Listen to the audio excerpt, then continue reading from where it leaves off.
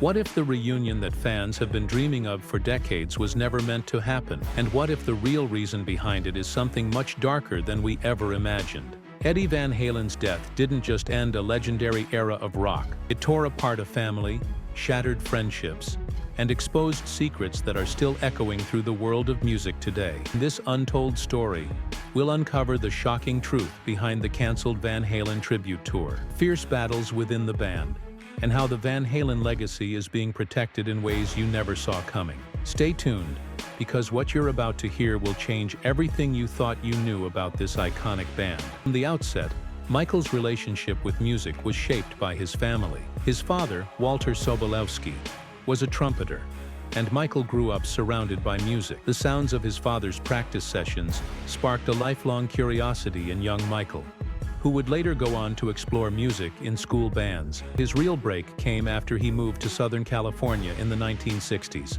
where he joined the Dana Junior High School marching band. His early love for music soon shifted focus from the trumpet to the bass guitar, a decision that would change the course of rock history. A simple gesture, a bass guitar modified from a borrowed Fender Mustang, set the wheels in motion for his future with Van Halen. Michael's father recognized his talent, and soon Michael was equipped with a Fender Precision bass and a Gibson amplifier, propelling him forward in his musical growth. By the early 70s, Michael was deep into the Southern California music scene, playing with local bands like Snake. Snake was a rock trio that allowed Michael to explore his talents as a bassist and lead vocalist, giving him the chance to refine his live performance skills. The local scene became the perfect launchpad for his career.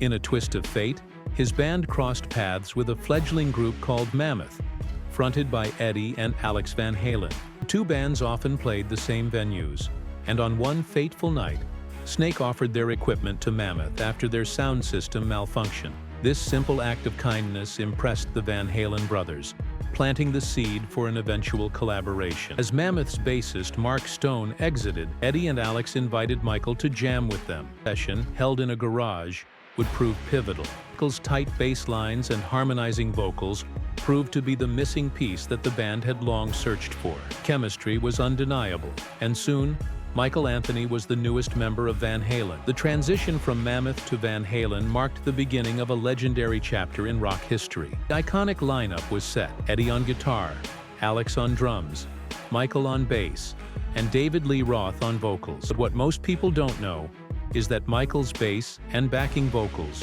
were just as integral to Van Halen's success as Eddie's guitar. Harmonies became the band's signature sound, a perfect complement to Roth's high-energy stage presence. Throughout the late 70s and early 80s, Van Halen's rise to fame was meteoric, and Michael's contributions were often overlooked by the public, yet his loyalty and professionalism remained unwavering.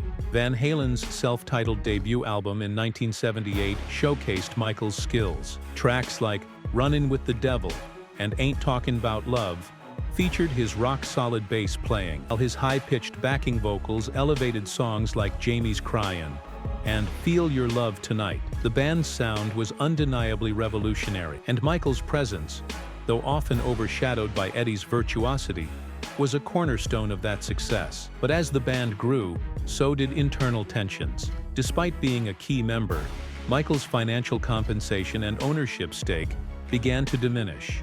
What started as an equal partnership soon turned into a power struggle, with the Van Halen brothers and Roth pulling more control over the band's business dealings. This shift in dynamics affected Michael's relationship with the band, as his role became more peripheral, despite his continued contributions. The cracks began to show more clearly during the recording of 1984, one of Van Halen's most successful albums. Hits like Jump, Panama, and Hot for Teacher dominating the charts. Yet behind the scenes, tensions were at an all-time high. Michael, despite being a founding member, was being sidelined in key decisions. His financial and legal relationship with the band was undergoing a major shift. Though he remained a vital part of the band's live shows, his role in the band's inner workings was becoming less significant, and his compensation didn't reflect his contributions. This shift wasn't just about money. It was about the personal sacrifices Michael had made for the band. His loyalty had been tested, his worth underestimated by those closest to him. Yet, through all of this, Michael remained a professional, committed to the music and to his place in rock history. His financial struggles were evident. Despite his early success with the band, his later years would reveal a stark contrast to the lifestyle of his bandmates. While Eddie Van Halen's immense guitar skills and Roth's larger-than-life persona garnered the majority of the attention, Michael was quietly building his own financial empire, albeit with far less fanfare. As the years passed, Michael's life took unexpected turns. While the public was fixated on the drama between Eddie and Roth, Michael continued to build a modest yet solid lifestyle for himself. His real estate holdings included a few homes, none of them as extravagant as some of his bandmates, but certainly impressive in their own right.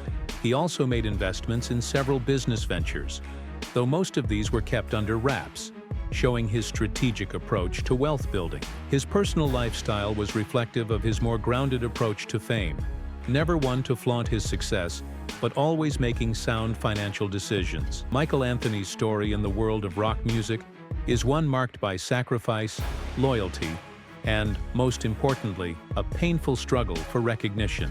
As one of the founding members of Van Halen, Anthony played a pivotal role in shaping the band's sound with his signature bass lines and high vocal harmonies. Yet, behind the success and the fame, there was a darker undercurrent, one that saw Anthony become the victim of not just creative tensions, but also financial exploitation. In his memoir, Runnin' with the Devil, Anthony revealed shocking details about his forced decision to sign away his songwriting credits and royalties to the band, including from the highly lucrative 1984 album. Just hours before a concert, he was pressured into signing a contract under duress. The atmosphere was tense, with Eddie and Alex Van Halen, along with David Lee Roth, looming over him, urging him to comply. This was no simple agreement. It was a retroactive deal that stripped Anthony of all future earnings from the band's iconic tracks, including songs from the 1984 album, which would go on to sell over 10 million copies in the US alone. Imagine the financial devastation. Anthony, a key contributor to the band's success, found himself locked out of the profits that would flow from these songs for decades. The royalties from licensing deals, greatest hits albums, and reissues became a distant dream for Anthony, who had poured his heart and soul into creating the music that millions adored. It marked a significant shift in the power dynamics within Van Halen.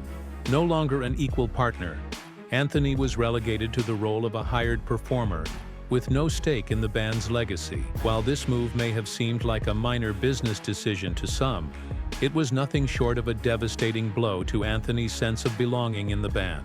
Music was always his passion, but the emotional toll of that betrayal lingered. His desire to keep the band together, to play music, overpowered his internal conflict, leading him to stay silent for years. Despite the years of hurt, Anthony maintained his professionalism. He never publicly criticized his bandmates, even as the years wore on and tensions with Eddie Van Halen grew. In interviews, Anthony would later reflect on how the loss of his rights felt, but always emphasized that his loyalty to the band and his commitment to its success were what kept him going. Still, that loyalty was tested as Eddie Van Halen began to publicly diminish Anthony's role in the band. Eddie claimed in a 2015 interview with Billboard that he had to teach Anthony how to play every note, insinuating that Anthony lacked initiative. The comments were jarring, especially given that Anthony had been a crucial part of Van Halen's identity since day one. Fans and musicians alike immediately pushed back against Eddie's words, recognizing the unfairness and the misrepresentation of Anthony's contributions. But Eddie's words stung deeply, and not just professionally. They caused a rift that, in hindsight, Anthony now calls emotionally draining. The man he had spent decades with, creating music and building a legacy, was now tearing him down in the public eye. Anthony, though hurt, did not retaliate. Instead, he continued to push forward, putting the band before his own feelings. Yet, the damage was done, and by the mid-2000s, their relationship had all but crumbled. In the years following Eddie's death in 2020, Anthony would confess that he had hoped to mend fences and find closure, but it was too late. As the band transitioned through the years, it became clear that Anthony's role was diminishing. During the recording of Van Halen 3 in 1998, he played bass on only 3 of the album's 11 tracks. Eddie, ever the perfectionist, took over the bass duties on the rest of the record. Fans started to question Anthony's place in the band, as his involvement in the creative process continued to shrink. By 2004, the release of the Best of Both Worlds compilation album marked a new chapter for the band, but it came with even more exclusion for Anthony. He didn't perform on the 3 new tracks, leaving him with a diminished presence within the band he helped build. That year's reunion tour with Sammy Hagar was a public spectacle, bringing in thousands of fans. But behind the scenes, Anthony's financial compensation was reduced, and he was treated more like a hired musician than an equal member. The success of the tour did little to heal the wounds, as Anthony knew deep down that his time with Van Halen was winding down. In 2006, the final nail was driven into the coffin when Eddie decided to replace him with his son, Wolfgang Van Halen. Anthony, blindsided and betrayed, revealed in later interviews that he had heard about the move not from Eddie or Alex, but through online rumors. There was no phone call, no discussion. After decades of loyalty, he was pushed out of the band, an ending that felt more like an erasure of his contributions than a formal departure. But while the end of his Van Halen journey was painful, it was far from the end of Anthony's musical career. In the years that followed, he rekindled his friendship with Sammy Hagar, the former lead singer of Van Halen. Together they formed The Other Half, a tribute band that toured and performed the hits that fans of Van Halen had come to know and love. Their musical chemistry was as strong as ever, and audiences flocked to hear the music of Van Halen brought to life once again. This collaboration, though born from the ashes of Van Halen, reminded fans of the magic that Anthony and Hagar created during their Van Halen years. Anthony also found success in other musical endeavors, including the formation of the short-lived supergroup Planet Us in 2002. While that project didn't last long, it further cemented Anthony's place in rock history, proving that his talents were much more than what his former bandmates had allowed him to showcase. Despite all the struggles and the pain, Anthony's story isn't one of defeat. It's a story of resilience, of a man who continued to find ways to contribute to the music world even when the odds were stacked against him. Today, Anthony's legacy lives on, not just in the songs he helped create, but in the quiet dignity with which he handled years of professional mistreatment. As for his financial standing, he may have missed out on millions in royalties. His legacy remains intact. With his work with Sammy Hagar and his continued involvement in the music scene, Michael Anthony has ensured that his name will forever be remembered, not just as a member of Van Halen, but as a key figure in rock music history. The music world was shaken to its core when Eddie Van Halen passed away in 2020. As the world mourned, his son, Wolfgang Van Halen, faced the challenge of managing not only his father's legacy, but his own identity in the spotlight. While Eddie's death sparked discussions about a possible tribute tour or reunion for Van Halen, the dream of a full-circle farewell was crushed by internal conflicts. The tension between the surviving members of the band, especially David Lee Roth's reluctance to celebrate Eddie's memory, created an insurmountable barrier. Michael Anthony, Eddie's longtime bassist, was contacted about participating in a reunion, but the fractured nature of the group, compounded by the poor health of Alex Van Halen, meant that the reunion tour never materialized. For Anthony, who had been part of the band's golden years, this cancellation represented more than just a missed opportunity. It was the closing of a chapter filled with unhealed wounds. His role in Van Halen was undeniable, yet his departure from the band in the mid-90s marked a significant shift. Despite his absence, Anthony remained musically active, forming Chickenfoot in 2008 with Sammy Hagar, Joe Satriani, and Chad Smith. The band's debut album, which soared into the top 10 of the Billboard 200, proved that Anthony still had much to offer the music world. Their second album, Chickenfoot Third, cemented their place as a force in rock music, leaving fans eager for more. But with no reunion tour or opportunity to close the book on Van Halen, the unresolved tensions within the band will forever linger. Meanwhile, Valerie Bertinelli, Eddie's ex-wife and the mother of Wolfgang, has made her stance on the potential Van Halen biopic abundantly clear. She has repeatedly stated that she would not approve of a film about Eddie's life, at least not while she's alive. Reasoning is deeply personal, rooted in the fear that Hollywood would distort the complexities of Eddie's life and his battle with addiction. For Valerie, these are not just stories to be sensationalized.